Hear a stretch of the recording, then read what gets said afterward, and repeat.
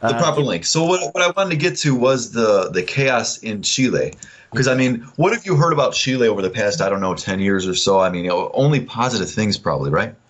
yeah, well, you did have a bit of turmoil there back in the late '70s, and then a little bit of eradication in the '80s, and then a little bit of smoothing out in the '90s.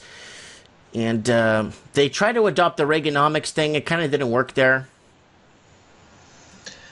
Oh yeah, I mean, everyone hails it as like the Latin American miracle, and the Argentines need to look at Chile as an example, and the world needs to follow. And rah rah free market, everyone's gonna prosper, but it's kind of failing. And I did send you the Facebook link now. I don't know if you got it, but it's like just showing the level of looting that's going on now, and the violence in the streets and the chaos. Okay, Uh, there's a YouTube video here. So is this is in Santiago? yeah, okay, I'm gonna I got catch this up. one here in Santiago. Yeah, great. And you could skip around, and then it's just one showing after another where it's yeah, see people hitting the pens. People did this in Argentina in 2001. This is when you want your government overthrown. It And says graves incidentes in distintos puntos de la capital. So there's lots of in central parts of the or important points of the city are being basically held hostage. right, and look at the people. They're not all like young, angry people. They're bringing out senior citizens. Everyone's angry because everyone's got a grievance in all of Latin America. Why are they And beating up the taxi guy there or the that ambulance? Hitting him with sticks? that's Carabineros. That is a police vehicle. Is it? Yeah. Oh god. So that they're gonna like annihilate it, and then like, so this is they're really good at doing what they do. Destrozen, renten móvil de. Okay, yeah. Carabineros. Oh wow. Yeah, and this is next door to Argentina, and it's basically experiencing the same economic collapse as this, autumn season. Their spring is unfolding. Where there's a complete run on Argentina right now as far as capital flight, and Chile is kind of quickly entering the same process when no one was talking about this the whole year. No one could fathom that Chileans are also going to lose a lot of money in their pensions. Uh, and that's mainly what these protests are about. It's not just about Well, transportation. Go well, ahead. well, let me interject there. It actually ties in with tonight's show. They're having a runoff on their food markets there, and food stands and food distribution is on the verge of breaking down there Now, which country is this? in Chile. Really? Okay. Yeah, they're having huge issues getting food into certain areas, and yeah, it's not looking good. And this is what we find ourselves kind of in this whole hemisphere is the bull market in stocks. Although in Chile it's been rolled over and decreasing for a year, the value of stocks. We're going to celebrate bull markets until things collapse from the bottom up. Mhm. Yeah, And civil unrest in Chile. Civil unrest has hit the streets of Chile. Civil unrest has hit the streets of Hong Kong. You just saw it live with Evan. And then I know this is happening all over parts of Argentina. I know this is yes. happening in small pockets of Brazil and small pockets of Brazil, mainly along the coast there. But I don't know. Like this is. I think this needs to happen. I think there needs to be some sort of correction, and people make the people. Wow, that guy just threw an office chair. Yeah, and this is wild. I'm The guy threw an surprised about office this. chair. I spent like 2 years living in Santiago, and they're unfolding in other parts of Chile too, other important cities, and some looting going on. They empty out a whole Walmart. Wow.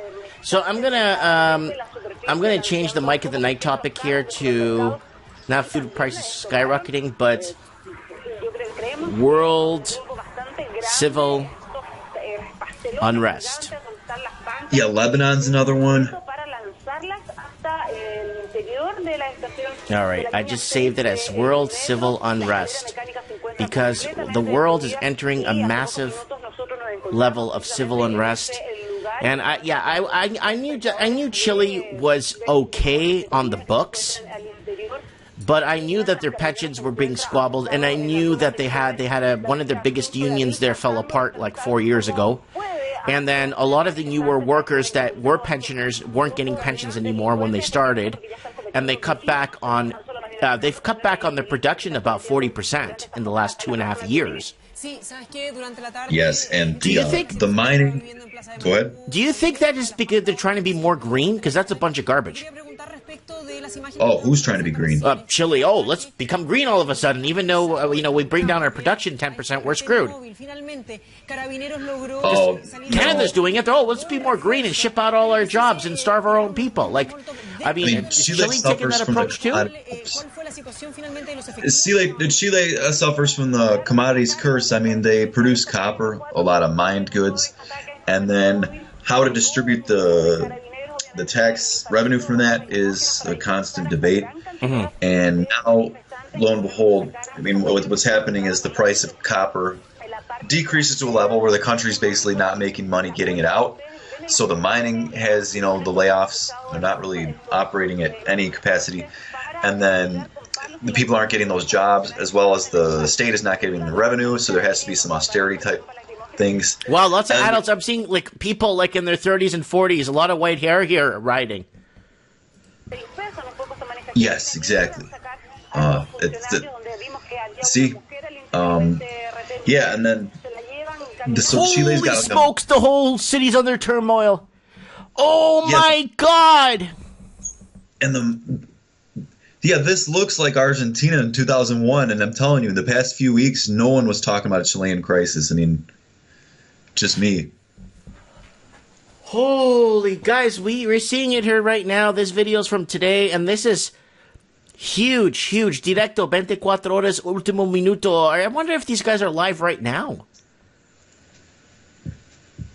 Maybe.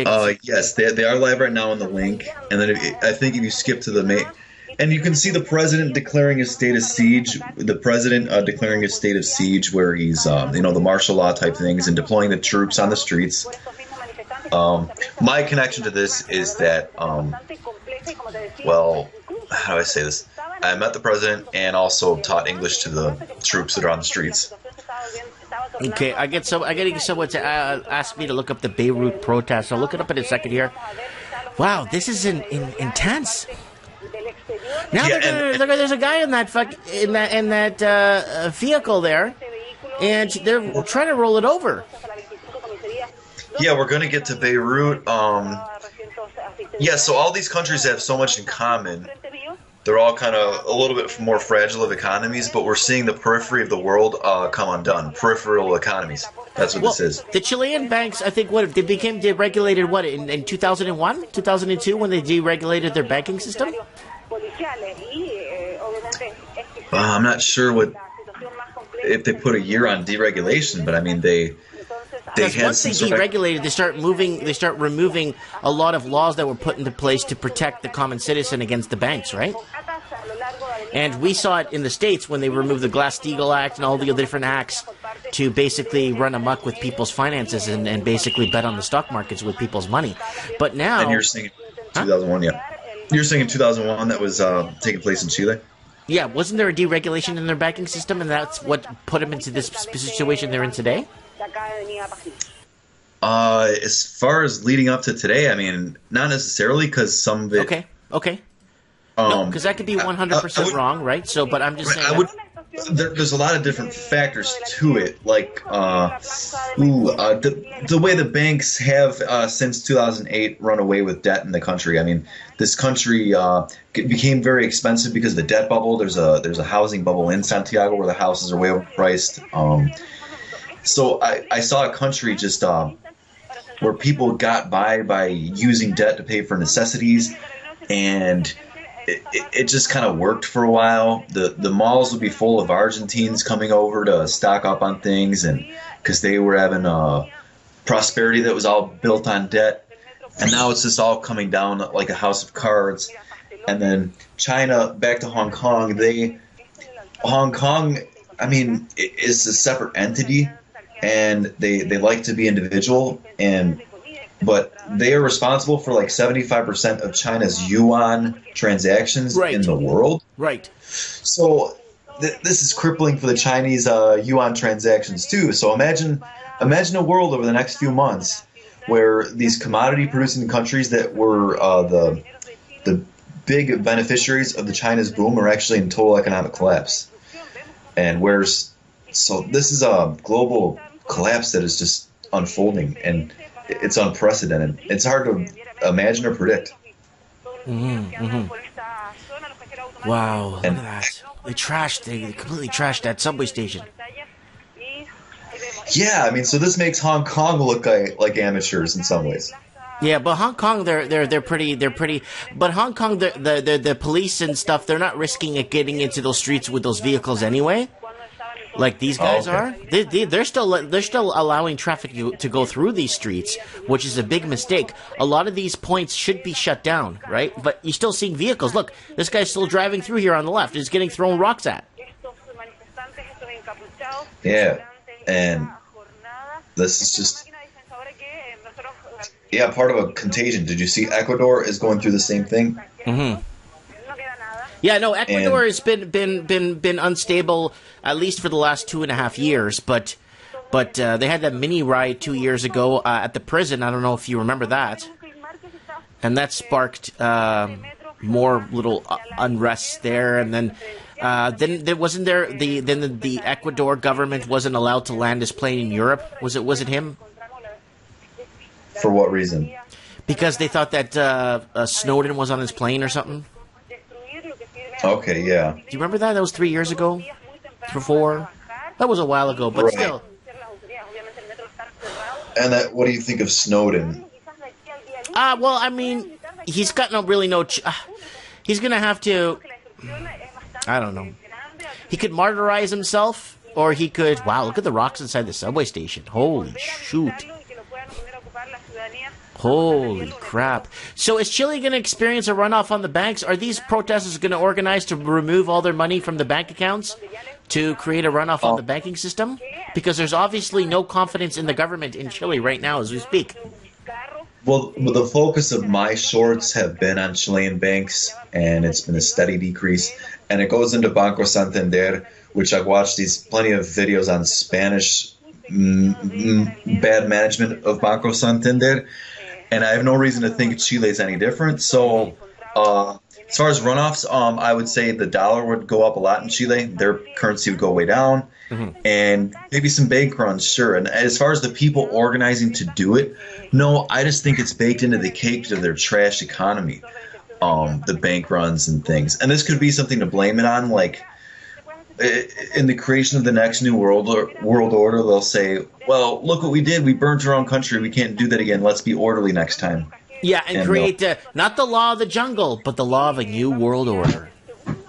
Right. And did you see our lovely comedianess, Ellen DeGenerate? Yes. Degenerata? I'm happy you got that right. Degenerate, yes. Degenerada?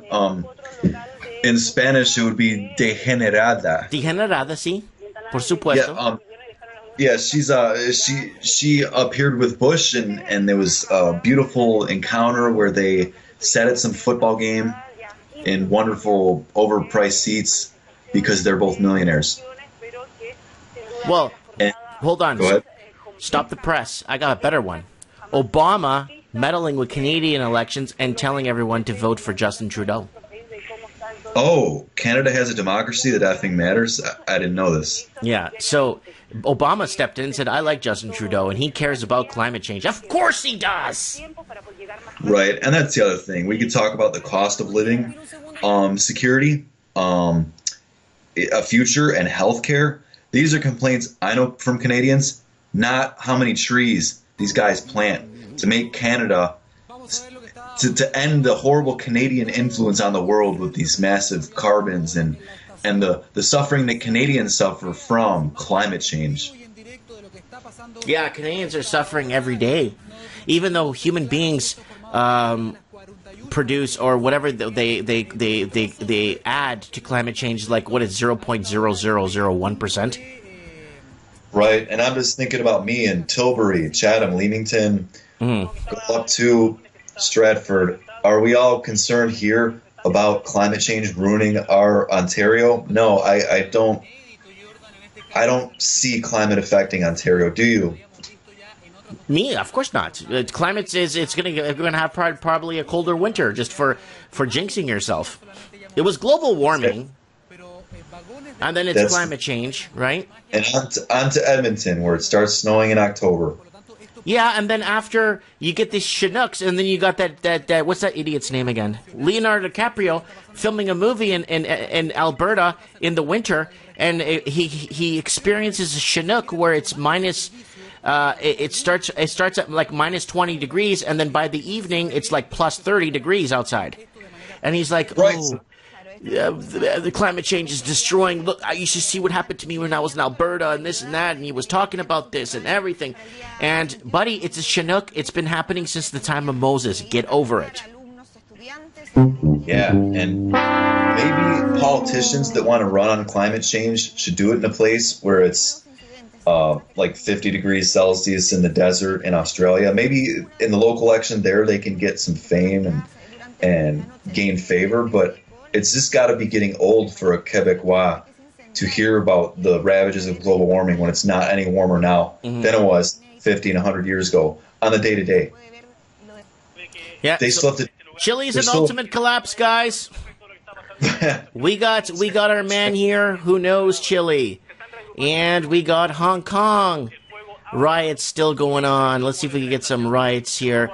Hong Kong riots still in full-blown swing, and Chile is in a heck of an amount of trouble right now. I mean, like, this looks like the Rodney King fight there during the LA riots when it started.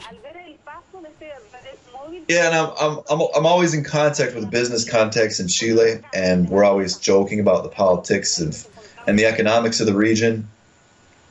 You know, how there's a credit card for everything. Oh, where was the other one you wanted me to look up? Beirut? Oh yeah, that was one of your viewers wants to talk about Beirut. The Beirut riots? Yes. All right, let's find out. Beirut. How do you spell Beirut? B. I can't spell. E-I-R-U-T. Okay, Beirut. Area protest. They call it a protest. Yeah. It's really a riot. Here we go. So is this from today, guys? 5 hours ago. Okay. Enter Beirut following protests. Okay, so they're sending in the army. Yeah, in these countries, these guys don't care. And countries like in these Middle East countries, they'll just send in the army. They don't care, man. For civil unrest. Okay, and then we have Lebanon protests too. Yeah. So we got... there it is. There it is. There we go. That's what we want to kind of get an understanding on what's happening there. Yeah. Yeah, it's happening, guys. We're seeing the civil unrest, a world of civil unrest, and people, the banksters, got too greedy, and unfortunately, you know, they're calling for, like, these guys here are calling for revolution. Young guys here in their early 20s. Calling for a revolution here in Lebanon. And then what I know about Lebanon is in the recent years, it's been suffering under the weight of the cost of refugees. Enormous social cost. Oh, it's heartbreaking. But, I mean, we're humans, and humans have faults. We all have faults. We all tend to... I guess, sway to the wrong side once in a while. And you see people hurting others, whether it's financially, whether it's economically, whether it's... And I still think it's a sin. I still think it's a way of, I guess, dishonoring yourself by doing things like this to others. And even though you're not poking the knife into that person, you're still... you know, causing the conflict. You know what I'm saying? Oh, yeah. I mean, the corruption is just... yeah, it all builds up. It's a pyramid, right? And it all has... Yeah. Yeah, I see. You know, I want to make a video and make some clips of this. And in Hong Kong, climate change protesters are this, and then I put in look at this huge protests in Chile over global warming, and global warming is not being done. And then people on the left would actually believe that.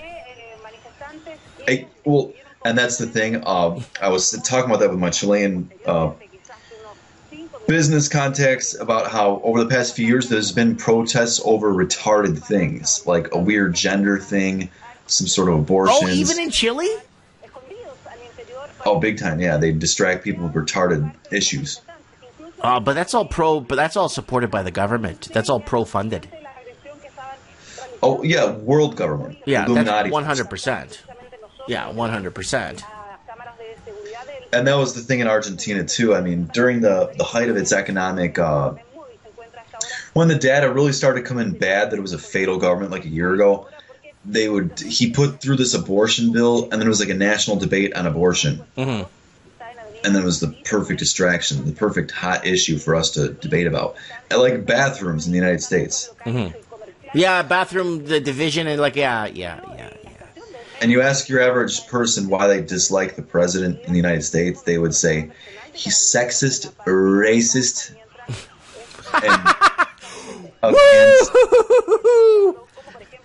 Anyways. So it's never going to be about the $1 trillion deficit. No, it's never going to be about the dismantling of the banking system, frauding every freaking person with their pay-to-play schemes, and people paying on average $84,000 a year in interest and fines to the bank on a yearly on a lifetime basis. $84,000 of your life earnings will go to a bank.